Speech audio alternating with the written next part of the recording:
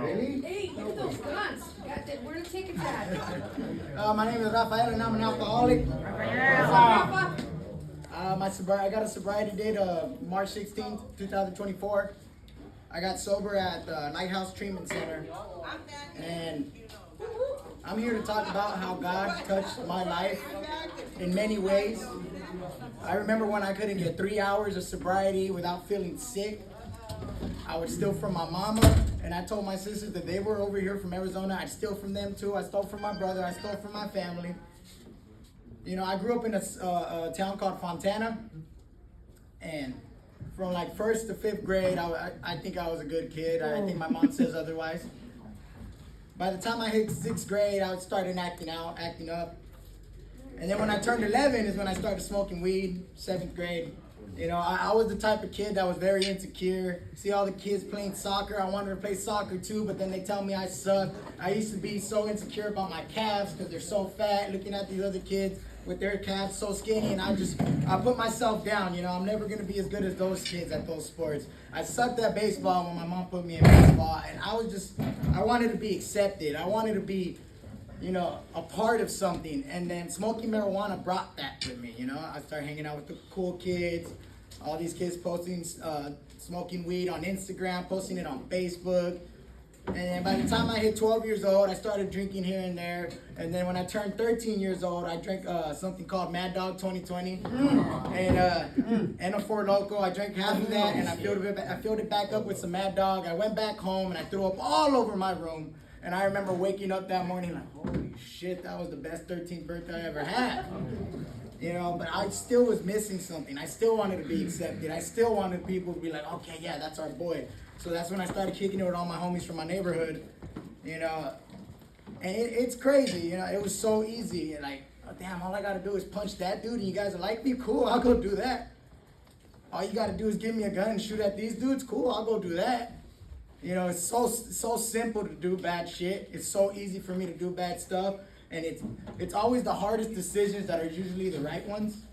You know, one thing I realized about resentments, if you don't learn to let go, eventually you're going to get dragged. And recently I harbored 5 resentments ever since I got out of treatment. Why? Because I was failing to forgive not only those people, but myself. I was the first person on that resentment list. I always got to put myself on that resentment list because I always have a part in a situation is what people need to realize. There's always a part in a situation that you do. Like with my father, I hated him so long, for so much time. I wanted to kill him, blow his brains out, everything. Me and him had a rocky relationship. And I realized my part in that situation was I was responding with negative energy, fueling that flame right there, making it worse. You know, hatred and anger is like drinking poison, wishing the other person dies. And man, I did that for 10 years. You know, because I started doing dope by the time I was 14. I looked like Smeagol from Lord of the Rings out there, like precious, you know. I was bad. That's how I looked, and I'm gonna admit it. I'm honest. You know, I started stealing from my mama when I was 11 years old, and I'm not proud of it. I'm saying it because I'm honest about what I did. You know, like I said, I have many insecurities, and I still have those insecurities to this day. And I get the worst criticism right here in my head. You know, and every time I get those criticisms in my head, it starts disturbing my spirit. So I got to do things that are spiritual. So when someone calls me and they need me, I answer and I'm there in the quickness. I try not to be selfish and self-centered anymore. I'm over that. That's a chapter that I'm done and over with. I still struggle with this. I still struggle with it to this day. You know, I have a problem with sometimes I see a certain newcomer and I don't like his attitude. I'll be like, fuck that dude. You know, I walk away. I'm going to be honest. I'm here to be honest. I'm not here to lie. You know, because that's my first step is honesty. There's times where I do that. I'm guilty of that. So I'm trying to put it to practice where I see a newcomer. I want them to realize when I bring this message of recovery that I came to Alcoholics Anonymous not just to get sober. That's just the obvious symptom of my addiction or my alcoholism. That's the most obvious symptom I got is the drinking and the drugging. But I came to Alcoholics Anonymous to find a new way to live. To find a new way to live.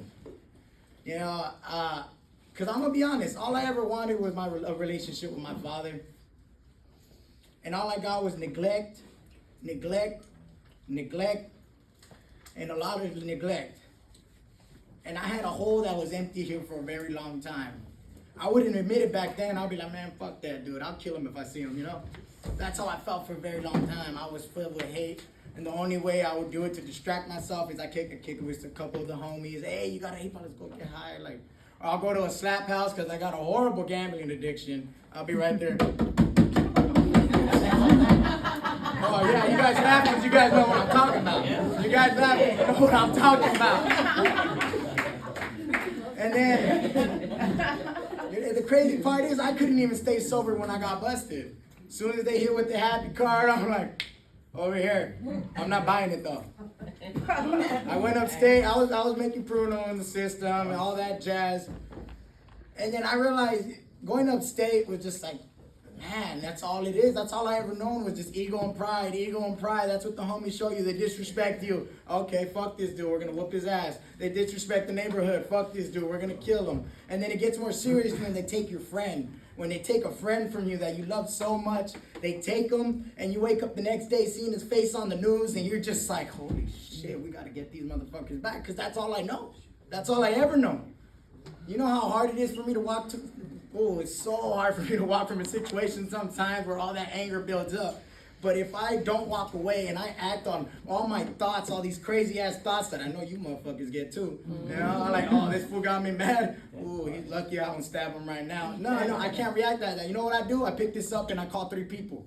One of those people is here in this room, and that's my house manager. I got 3 mentors, and I call them every time I go through a situation. Today, I had to call 5. Heidi was one of them. I need to take suggestions from 5 different people sometimes. If I hear it the first time and I don't like it, like, nah, you bullshit. Hold on, let me make this phone call right. Oh, same shit? Nah, you bullshit. Then 3 times, okay, they might be right. 4 times, I think they're correct. 5 times, I'll shut up. I'll shut the fuck up. That's what I gotta do. That's what I need to do. Why? Because my head is so fucked up, I can't make decisions on my own anymore. Before I do something, I'm like, hey, Tino, I'm gonna go through this. Do you think it's a good idea? He's like, yeah, do it. I'm just like, all right, give me the get-go. Your fault if I do it. You know, but I gotta take suggestion. On a serious note, I gotta take suggestion. And you gotta be open-minded to those suggestions. But when you seek counsel from people, you gotta be sure that it's good counsel. Because you could be going to an alcoholic who's mad at life, mad at himself, probably haven't even worked the steps, because that's where the cure is. You know, if you go to the doctor, you're coughing, you're all fucked up, you're throwing up. You know this one. You're all fucked up and you're throwing up. You go to the doctor and you tell him how you're feeling. Is that motherfucker gonna tell you, hey, you need to wait 6 months before you fucking, I give you this prescription? No, motherfucker, he's gonna send you downstairs and say, here, get your prescription. That's our prescription right there on that motherfucking wall, right there. That's where the answer is at. It's a very simple program, but if you leave it to a bunch of drug addicts and alcoholics, best believe we're gonna make it complicated. First step, I don't know if I'm an alcoholic. My life unmanageable? Nah, I got a job, I got a car, even though my car's missing the bumper, the check engine. I'm being honest. I didn't bring it today. It's not out there. But check engine light on, temperature light on. I can't manage a car. What makes you think I can manage my life? Right. Just because you got the job, what are you doing with your money? Best believe my check was wasted $10. I waste $10 every 1 minute every time I lose right there. Next thing you know, 10 minutes later, my whole check's gone. I just got paid. Waited till 12 o'clock just to get paid. Staying up all night. I don't even have to over because I'll waste money on gambling. Because, I think it says somewhere in the book, I could be lying. That when we get at ease with our fix, you get what I'm saying? We get at ease with that fix. I was never at ease. My house manager told me when he seen me, it looked like I had cats in my head because I was just, I was like that. That's how I was. I'm gonna be honest. They'll take us to outside meetings. Concepts was one of them. I'll be right there. I'm like, oh man, that shit was so good. And then they give me a cup of coffee. They're like, keep going. But, it's been a while since I've done that, and I'm going to be honest. Because through this program, I found something called Serenity. I don't know if you guys know what that is. That's what I found. I found a peace of mind that I haven't had for a while. I can't even remember the last time I had a peace of mind. I was always fucked up in the head, I think, honestly. I was just born that way. I was born with this disease called alcoholism. And everything I do it to the fullest, you know. I try to do this program. I work this program to the best of my ability. At least I think so. But sometimes, I suffer from a character defect called self-doubt. So there's times where I'm like, fuck, I feel like I'm not doing enough. I'm so insecure where I miss a meeting, I tell myself, damn, I'm never going to be as good as that person over there. I'm never going to speak as good as that person over there. I'm never going to do my program as good as that person over there. But come to find out, that person has 10 years of sobriety and been speaking for a very long time.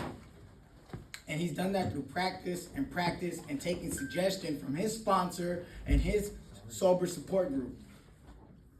See, I got 231 days that I'm proud of, but I need to give myself some grace. I need to give myself some grace that all this, like someone has to remind me all the time that all this stuff takes time. It's not going to happen overnight. See, we alcoholics are used to that instant gratification, you know. I started training MMA. You know, for the first 2 days, I'm like, hell yeah, I could whoop all these dudes' asses. And then we start sparring. And I get humbled real quick. That stuff's gonna take time. Be patient with yourself. Give this program a chance. Some people come in this program thinking like, okay, I stopped drinking, I stopped abusing, I'm good. I got my job back, I'm good. I got my car back, I'm good. I got my family back, I'm good. Fuck no, you ain't. Then they lose their job, they lose their car, they lose their relationship. Why? Because they haven't even dug those steps and find out who the fuck they really are. And that takes time too, because I'm still working on it. And one thing I like, man, I came here to be vulnerable and honest, you know, like I am a very insecure person. I'm sweating right here, that's why I took off my shirt. That's why I took off my shirt, because I get so nervous, because I always tell myself like, man, what if I don't say the right thing? What if I don't do, you know, what if something that comes out of my mouth doesn't help these people? But honestly, all I got is my experience, my strength, and my hope. And I can sit here and tell you guys my experiences, but you guys have that too. Like I said, I came here to tell the newcomers that you come here to find a new way to live. I didn't come to AA to be the same person. You know, because I'm an asshole by nature. Ask my mom, she'll tell you the truth. Oh yeah, ask Rick too. I'm an asshole by nature, you know. I say a lot of mean things in my head that I still want to say to people nowadays. Sometimes I look at people like, It's just, I'm a prejudice. I got a character defect of being prejudiced. And I was worse back then. I was way worse back then. If you were from across the street, a different county, I'm like, oh, fuck that dude, he's from LA. Oh, fuck that dude, he's from OC. Oh, fuck that dude, he's a certain skin color. He's from a certain neighborhood. I used to hate so much for so long because I was taught that. You know, I was taught that. They screwed it into my head. Kicking it with the older homies. And then, like, I read something the other day where it says bad company ruins good morals. My mama didn't tell me to hate. My mama didn't teach me to hate people because of their skin color. My mama didn't teach me to hate people because they were from a different county. But I learned it. Why? Because like I said, I wanted to be accepted. Ooh, I can't even talk right now, that's how nervous I am. I wanted to be accepted. I really wanted to be accepted. That's all I ever wanted. And when I come here, that's what I get. You guys don't care how I look. You guys don't care where I'm coming from. All you guys need to hear is, hey, my name is Rafael, and I'm an alcoholic, and I need help. See, I went back to the lighthouse crawling. I was beaten. I was destroyed. My face had scabs. I looked like the goddamn moon. That's how many craters I had on my face. It was horrible. It was horrible. And I went to take my intake picture. I was telling Andre about this outside. I was dead inside, but I put on that mask. I was like, that's my intake picture. See, we're taught to wear these masks, you know, and I had to wear a lot of those in prison. I had to wear a lot of those masks in prison. You got to be this hardcore gangster. You got to be this hardcore person. Nothing phases you. Nothing scares you. But I remember this one day, the Northerners, they started getting into it with the goon squad. You know, just because they're Mexican too, but they ain't one of us. You know, that's how I used to think. Oh, he ain't one of us. But they're right there getting into it with the goon squad. the tower's yelling, get on the ground, you guys get on the ground, and then you got Hudas right there on the, Hudas are cops, just so you guys know. You got the cops on the buildings with Mini 14s, and my heart was beating so bad that day. I was so scared, I almost shit a brick. I don't think I ate breakfast that day. And I was there like, fuck, what did I get myself into? I was already down, probably like 11 months, probably had a few months to go, and then stuff keeps happening. Like Heidi was talking about, she's getting closer to her birthday, she starts getting attacked. So stuff kept happening. I'm already 2 weeks from the pad, and then next thing you know, a homie gets into it, one of the cops over a bag of ice. And that's the shit I have to deal with due to my choices. And I can honestly say I take responsibility for everything I do now. Back then I didn't. Back then I was just like, oh shit, I'm running. My mama's mad, I'm like, I'm gonna hide in the backyard until she goes to sleep. I'm not going to sleep, but she is. I used to hide from everything. I used to run from everything. Why? Because that's what I'm used to. Running from cops, running from my problems, running from my issues. Why? Because I wasn't able to confront it. See, the sooner we face our problems, things will get better. See, we carry around this baggage, big bag of rocks. You know, it has a lot of remorse, regret, anger, hate, resentment. You have all those big boulders in that bag of rocks. You see, when you get to the fourth step, I don't know why people are so scared of that fourth step. Like I said, the sooner we face our problems, the easier and lighter the load gets. And by the time you get to that eighth step, when you start making that amends list, see, I had a shitload of people on my amends list. I hurt more people than I resented. And then I did my step 9. That's when I got out of treatment. As soon as I got out of treatment, I asked my house manager, like, yo, bro, I'm fucking scared to confront my family. Even though they were happy with me, they're all proud of me. Hey, you're back. We're proud of you, blah, blah, blah. I was scared shitless. My brother's graduation party, I couldn't even sit still. I wrote like, I don't know how many letters, and I was taking different people in rooms. Hey, can I talk to you? Oh, weird, huh? Hey, I can talk to you in the room. I'm just saying. And I'll do my amends. I did my amends. I did probably like 10 of those, and I was just like, wow, I got this out the way. But then there was this one amends I was trying to avoid. See, I get scared. We run away from our problems. That's something I needed to work on. But this amends came at me in my face. My homeboy hits me up. I needed to make amends with him and my nephew, which is his son. He has autism. He's 8 years old, and I stole from him. I admit that. I have honesty today because I'm not scared to be honest. Why? Because none of you motherfuckers can judge me, and only God can. We've all done some fucked up shit. I'm not proud of it, but I'm not afraid to say it anymore. Back then, I used to be afraid to say it. So my homie hits me up, hey, little Ruben's tripping, he just wants to talk to you and blah, blah, blah. Bro, it took me like 2 hours to get around to it, I ain't gonna lie. It took me 2 hours to get around to it. I hit up my house manager like, hey bro, like, fuck, I'm scared. Like, I'm really super scared. I'm scared of an 8-year-old kid whose feelings I hurt because I did something so selfish and self-centered just to feed my gambling addiction and my meth addiction. Why? Because no one's gonna get in the way of me and my fix. And see, now that I'm in recovery, I flipped the script. Nobody's gonna get in my fucking way of my recovery. My homies from my head said I found God, motherfucker. Yes, I did. You could keep the prisons. You could keep the pistols. You could keep the drugs and alcohol. You could keep wondering why your baby mama left you. You could keep wondering why nobody wants to be around you. You could keep wondering why you're getting arrested so much because you're not choosing to find a new way to live. I have, and I found it in this program. Like I said, I got some good mentors, and sometimes I call him. I have to lean on my cousin sometimes. Why? Because I know he ain't gonna bullshit me. He ain't gonna beat around the bush. He's gonna tell me the truth, because that's what I need. If you start sugarcoating shit, I'm gonna walk all over you. And that's the honest truth. If you sugarcoat me, I'm walking all over you. Whether it's with physical, mental, emotional, I'm walking all over you. I'm gonna walk all over you. I can't do that with him. He's old. I wouldn't want to hit him. I'm just kidding. But I can't do that with him because he's gonna call me out on my shit. Those are the people I surround myself with. My house manager, when he needs to get blunt, he will. One day I'm mad at work because some dude pissed me off because he's over here talking about all this stuff in prison that I didn't agree with. I'm like, this motherfucker's stupid. He's looking at fuck his ass. So I even called him. You remember? That's why he's laughing. I'm like, man, I'll whip this dude's ass. Fuck you. Blah blah blah. I call my house manager thinking, You know, I'm gonna hear something good, like this is that. You know, he's all like, "What you need to do is shut the fuck up and mind your business." And I was all like, "I'll be quiet." when you hang up, I'll be talking again. Why? Because I called this for next.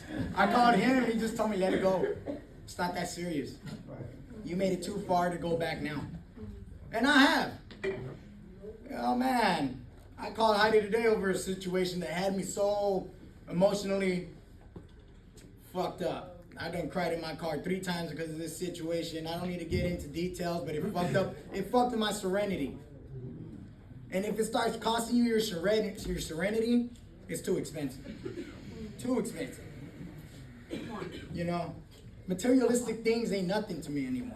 Yeah, I want a nice car, but I'm good with good old Betsy with no bumper. She gets me from point A to point B, gets me to my job. Good thing the clothes I wear is cheap. I wear Pro Glove and Shaka. It's only like, what, $10 for a shirt. I'm not worried about materialistic things because I got the best riches in the world, and that's serenity, God, and Alcoholics Anonymous. I get to go to a meeting and bitch about my problems without them judging me. And if they do pull me to the side to a meeting, it's because they're going to call me out on my bullshit and tell me, hey, what you need to do is just stop crying and be grateful. That's one thing you got to realize, is you got to be grateful. You got to make it another day sober. You got to make it another day, another year of life.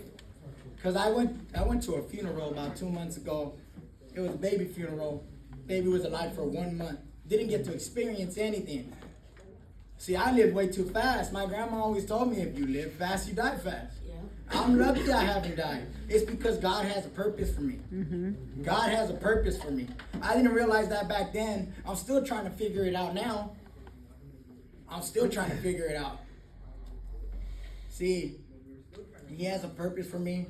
He brought me comfort so I could bring others comfort the way He did me. See, I don't know it word for word, but that's in Corinthians 2.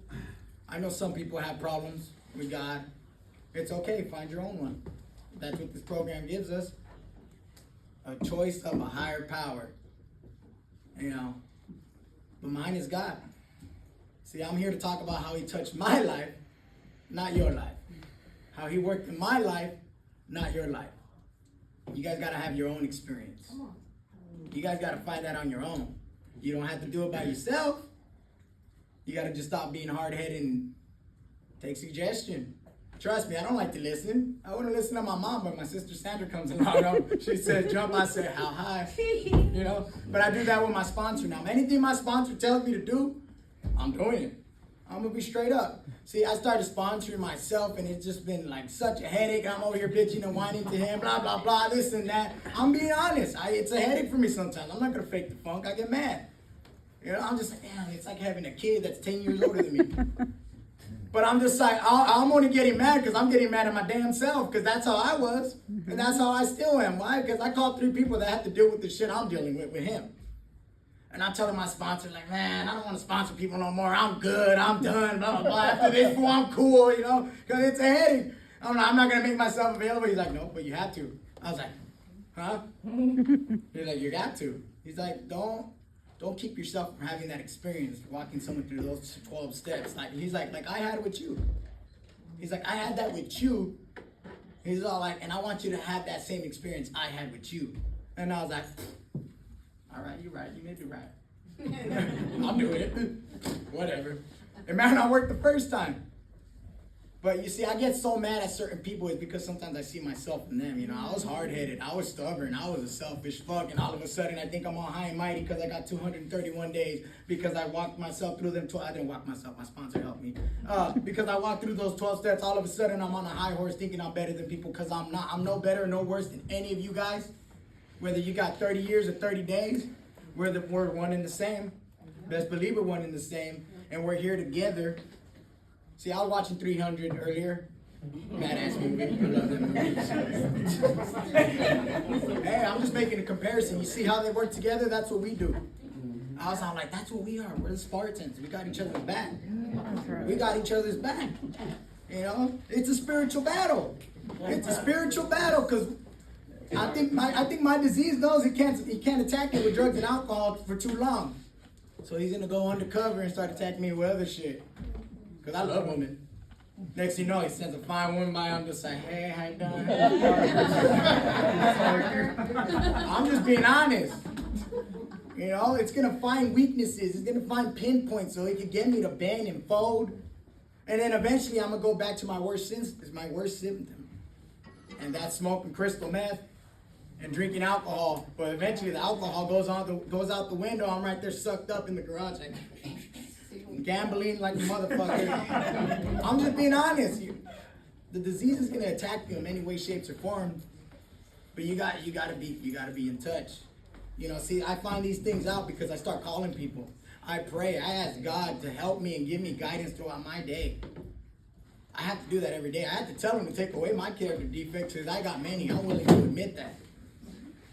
I'm a selfish, prideful motherfucker. That's a motherfucking dick. I can be an asshole, but I'm trying to work on that. I'm trying to work on bringing up the newcomers. I'm not here to put any of the newcomers down or anybody in this program down. Because I remember when I needed help. See, I always got to look back to why I started before I forget. And then I end up back where I started. Because I don't want to go through that again. See, you guys think Alcoholics Anonymous is free, but it ain't. We pay for these seats with a lot of pain. We pay for these seats with a lot of misery. And I'm going to be straight the fuck up. I'm not willing to get a refund. I'm cool. I'm happy with what I got. I got people that actually care about me, that will answer my call if I need something, people that bring me up, people that see potential that I can't see in myself because I'm so insecure. So I don't care how I look. It's just more or less how I put in like the work in things, how I put in action into certain things. I'm just like, fuck, I'm not doing enough. I've been at this fighting gym for like 4 months, and I'm like, damn, I'm not like Conor McGregor. I knew it. Like, motherfucker, you only been there 4 months. I gotta keep working at it. I want that instant gratification. There's sometimes where like I get mad, but then I get mad because I'm mad. I'm like, bro, you've been sober for this long and you're still getting mad? Like, no, I got 10 years versus 7 months. 10 years I gotta, meet up. 10 years of addiction, 10 years of kicking it with my homies, 10 years of all that programming that was drilled inside me. Because I know I could be a good person. I know I got a good soul. And I'm a man of my word now. Back then I wasn't. My mom couldn't even count on me to take out the trash. Let alone give someone a ride, unless you had drugs.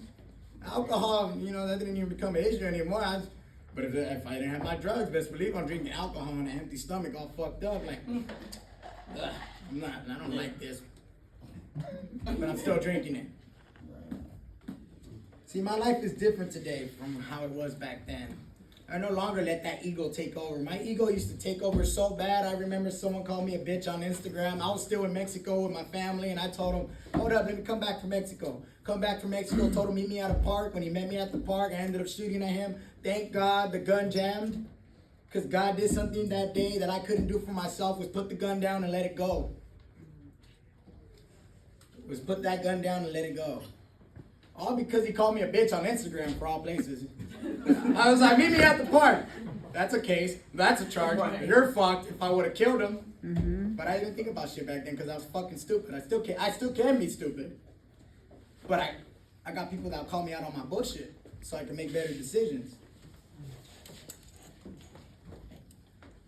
See, it all starts with honesty in that first step. If you're not willing to be honest with yourself, how can you be honest with others?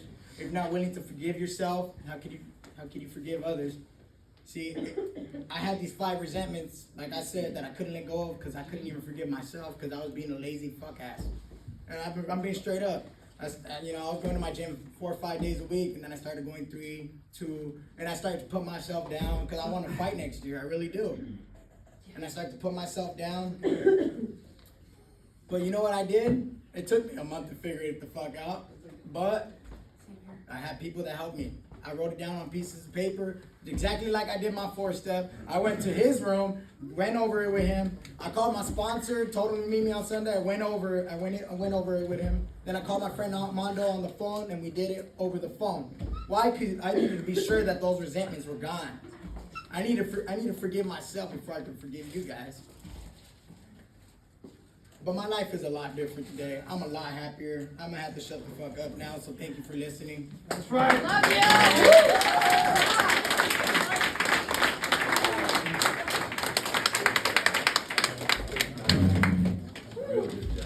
Yeah. You're live. I've asked the honest to read the promises.